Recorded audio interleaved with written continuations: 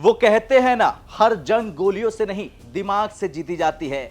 और इस बार भारत ने अमेरिका को जवाब गोलियों से नहीं बल्कि चाल से दिया है। अमेरिका ने भारत पर 50% का टैरिफ लगा दिया और सबको लगा कि भारत झुक जाएगा, लेकिन गुरु हो गया उल्टा। भारत ने सीधा अफ्रीका का रुख कर लिया और कहानी शुरू होती है वॉशिंगटन से।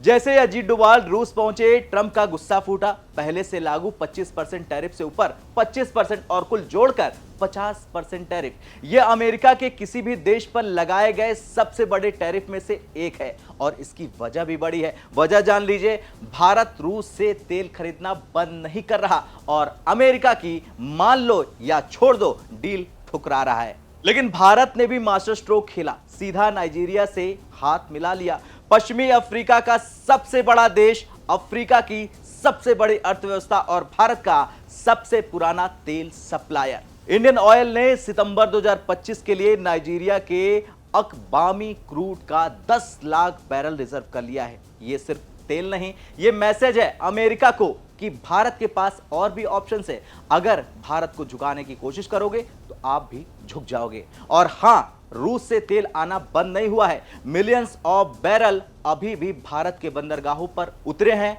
इंडिया टुडे की रिपोर्ट कहती है कि अमेरिका के टैरिफ से भारत की जीडीपी पर असर सिर्फ 0.19% होगा। यानी मतलब यह है, भारत आसानी से झेल सकता है अमेरिका का टैरिफ।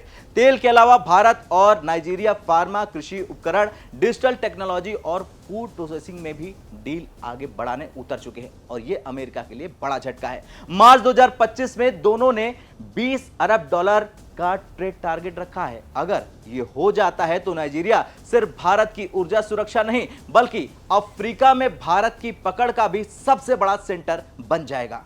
यह सिर्फ एनर्जी डील नहीं, यह पॉलिटिकल मूव है। BRICS expansion, global south politics और अफ्रीका में रणनीतिक मौजूदगी का हिस्सा। तो कुल मिलाकर साफ है, अमेरिका के 50% टैरिफ के बीच भारत का अफ्रीका की तरफ रुख एनर्जी डिप्लोमेसी 2.0 का ट्रेलर है। रूस से रिश्ते, अमेरिका से बैलेंस और अफ्रीका में पकड़। अब आप ही बताइए एक सवाल का जवाब कि भारत को अफ्रीका से तेल पर ज्यादा जोर देना चाहिए या फिर रूस के साथ ही खेलना चाहिए? कमेंट में जरूर बताएं। जय हिंद।